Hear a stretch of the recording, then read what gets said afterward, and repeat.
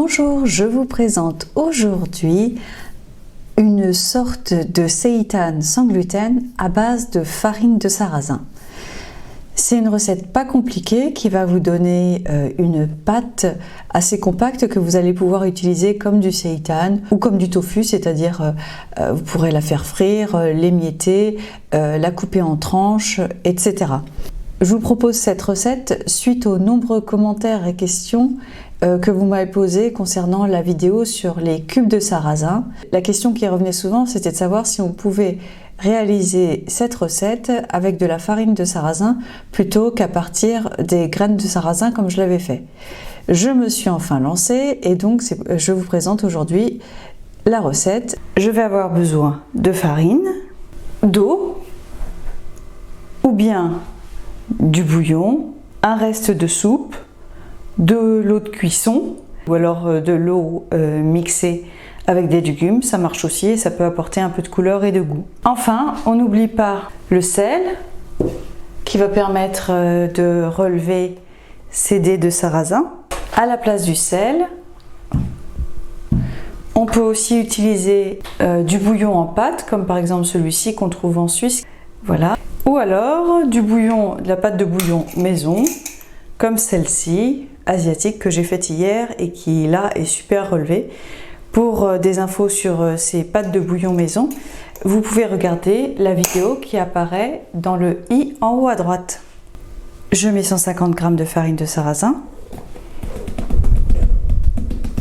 Évidemment, la quantité d'eau va un peu dépendre du type de farine que vous avez. Là, c'est une farine de sarrasin plutôt fine. J'ajoute l'eau.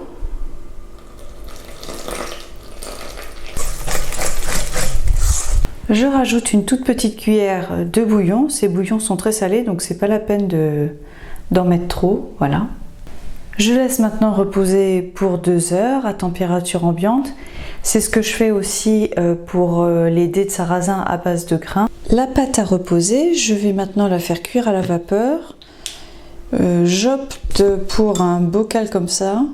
Ça me fera une espèce de petit cylindre en bas.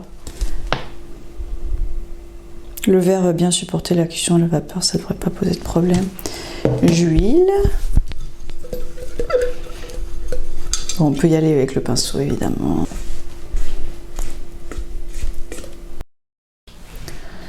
Changement de pâte, changement de programme. Il s'est passé un truc improbable. Le bocal, quand j'ai voulu aplanir un peu la pâte, tasser un peu la pâte, c'est complètement fendu. Donc j'ai tout jeté. De peur d'avoir des petits morceaux de verre dans la pâte. Donc j'ai refait, comme ça on va voir effectivement si, eh bien, quand on ne laisse pas tant de repos, si ça fonctionne aussi.